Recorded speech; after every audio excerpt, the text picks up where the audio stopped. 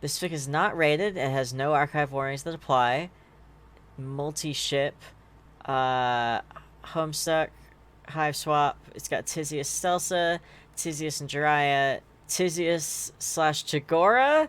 Presumably, I don't know, I don't know, Stelsa and Tagora, and then we've got out of all those, we've got the 4 characters just listed, and Karkat and Terezi. This is an adoption AU post ascension with temporary character death, big ol' teal quadrant love triangle in the best way possible is Oh my listed. god. Nice.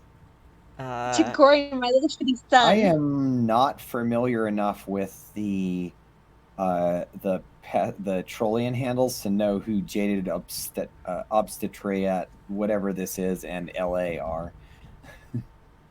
Obstetriatic? And Listless Advocate. This one's Tizius with the stutter. So presumably this is Jiraiya, because she's got the spikes on her collar. Also, I really should have done Jiraiya using a Daria voice, like from the old cartoon. You still have time. I still have time. I'd like to do Jiraiya then. This is a big old foursome. Can I be my little shitty son? My little Tagora man? Is Tagora in this fic? Not in this chapter. Oh, sorry, in the chapter. It's okay, Tagora's not in the chapter, so we've got... narrator, Stelsa, Jiraiya, and Tizius. Well, I guess I'll do Stelsa again. That was a good Stelsa. It was a very good Stelsa. You did a very good job. We need a Tizius and we need a narrator. Let's... Can I do Sleepy Legend? What? I'm thinking if I have a Tizius voice. I don't know if I do. Sure do. Yes, you may have the link. Thank you for reminding me. There you go.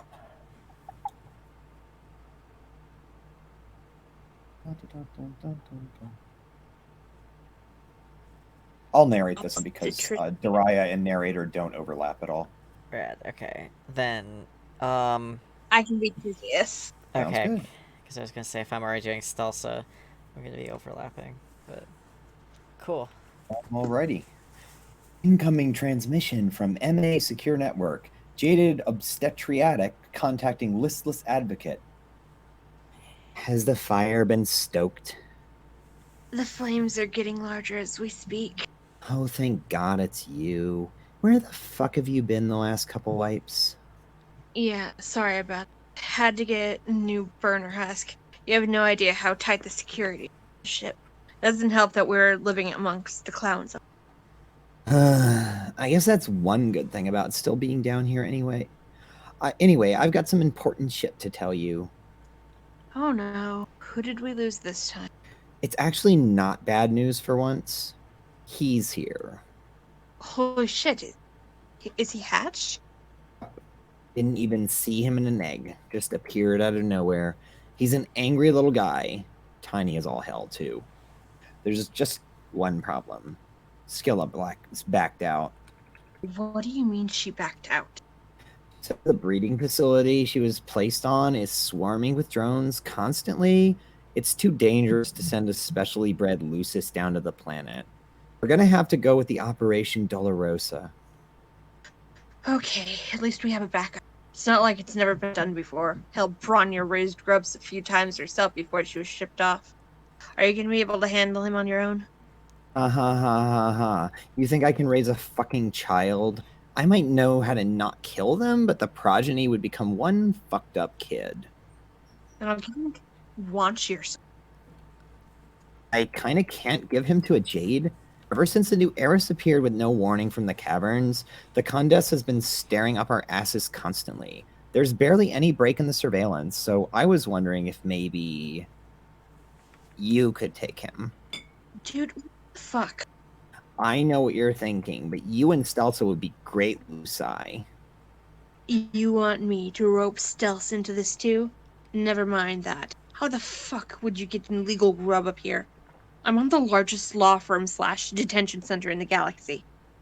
We can sneak him onto a cargo ship. Malik is working on rerouting one for you next wipe.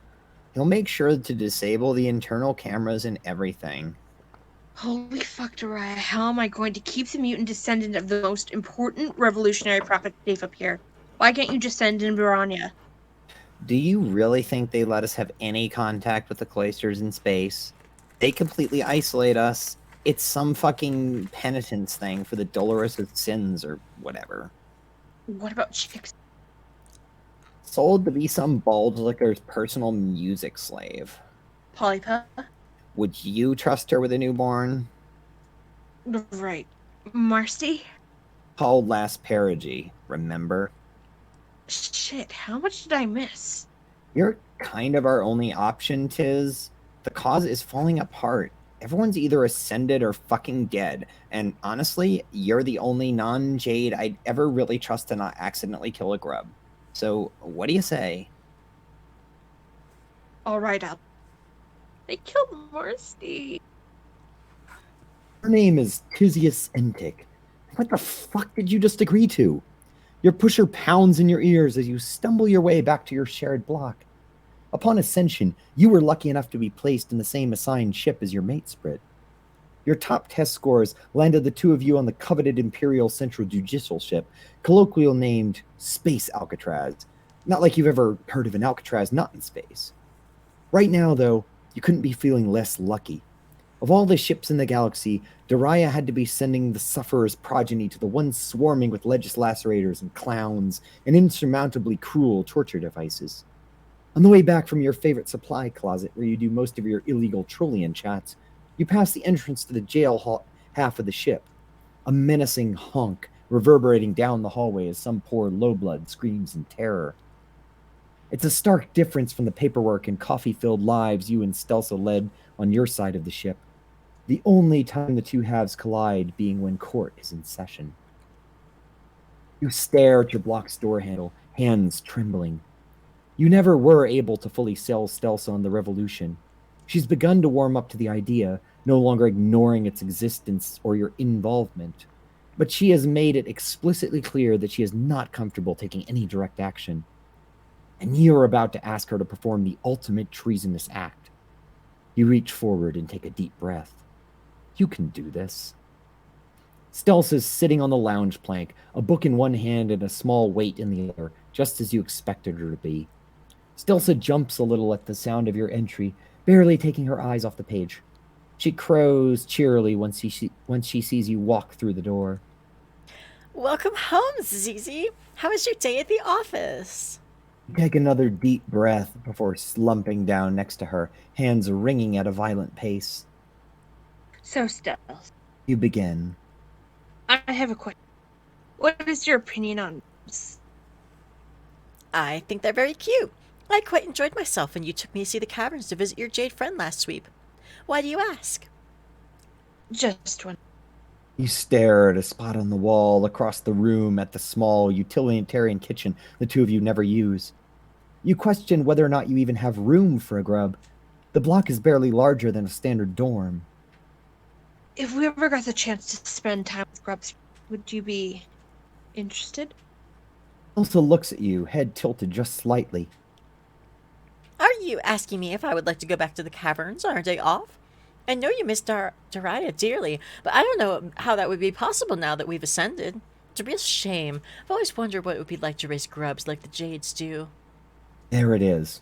Stelsa's unnatural maternal instinct gives you the segue you so desperately need right now. One final breath before the question that could make or break the survival of the sufferer's descendant. What if I told you we could raise a grub? Together. Moment of silence. Zizi, what are you saying? Stelsa's confusion is tinted with a twinge of fear. I know you never wanted any part of what. I know you're scared of what will happen to me if I keep researching revolutions and building underground networks. Stelsa's eyes widen. What does this have to do with the grub, dear? I know you've been listening. You continue. I know you've heard Darai talk about the old revolutions and the birth of the Sufferer's progeny. Well, it wasn't just talk. He's here. He's coming. And I'm going to raise. Stelsa is speechless, her normally piercing voice reduced to nothing. Stealth, you're the love of my life and the kindest person I know. Will you raise this grub with me? Stelsa gathers herself in an instant and practically rockets off the plank. I will do no such thing, and neither will you. Think of all the hard work we put in to get where we are. I will not let you bring an infant grub into our block. You cross your legs and pick up your mug from where you set it earlier in the evening. You take a sip of the stale water while staring at your mate sprit. A subtle power move, but one nonetheless. You can't change my mind on this, Stelsa. Are you in or not? Dizzy as Entic, you will text Jiraiya this instant and tell her to reroute that grub. Stelsa towers over you, hands on her hips, never clearer that she is a solid foot taller than you'll ever be. You smirk a little. See, Stels, you'd fit right in. You're trying to be my Lucis right now. Stelsa falls a bit, realizing you won't budge on this issue. Her initial anger turns to fear, then sadness. She opens her mouth, her voice a fraction of its standard volume. Zizi, you can't do this. We can't lose you after all this. Your confident demeanor breaks, and your stomach flips. The truth is, she lost you the moment you started your research sweeps ago. You were dead the second you devoted your life to changing the Alternian legal system. You take a breath, knowing what you need to do next. This is my decision. The progeny will be arriving on a cargo ship before the end of the peregrine. I'm already dead, and I've been dead for a long time. The only decision you can make is if you'll join me and we die together, or you stay where you are and live without me. Because if you don't help me raise this grub here, I'm hopping in that cargo ship and going with. You knew you had to do this someday. One day the revolution would call, and Stelsa would have to make a choice. What you didn't know was that Stelsa had made up her mind about this ages ago. Every argument the two of you had over the sweeps was only postponing the inevitable. Now that the inevitable has come, it is time for Stelsa to swallow her fear. All right, I'll do it. Taken aback, you never thought she would be willing to take this leap for you. Fear you had been knotting in your stomach for the past hour floods your system, and you collapse into your mate Sprit's arms. Thank you. Next several nights are nothing but plans. Between your shifts at the office and piles of paperwork, the two of you work night and day alongside Daraya to ensure the safe delivery of the grub. You set up Stelsa with the secure network and introduce her to your fellow rebels, where they welcome her with open arms and begin educating the two of you on grub care, stealth measures, and the best ways to cover up the unmistakable sound of a newborn's cry. On the day of the delivery, Stelsa remains in your block while you sneak out past curfew, too anxious to commit such a crime so soon. You grip her trembling hand before creaking open the door and tiptoeing down the hallway, horns covered and face obscured, so as to throw off any surveillance cameras Malik may have missed in his attempt to remotely kill the security system. You make your way to the port bay and be greeted by a small cargo ship, mostly empty, barring one small padded cardboard box, quietly rocking back and forth. Box in hand, you rush back to the block and place your precious cargo between yourself and Stelsa. You bend down and slowly lift the lid of the box, almost afraid of what you may find inside. The silence is broken by a quiet squeal, not from the grub, but from your mate Sprit, her eyes bright and wide, anxious gaze disappearing the second she sees him. Inside the crate, amongst a half-eaten bag of food, lies a small neon red grub with enormous shining eyes, staring up at the two of you from behind his wild bangs. Stelsa bends down and picks up the infant, placing a kiss on the top of his head. Welcome home. So cute. That was good. He's baby Carcat being raised by. That I can was only really imagine cute. Carcat being raised by lesbians. All right. That is Our sweet. next. That was very sweet.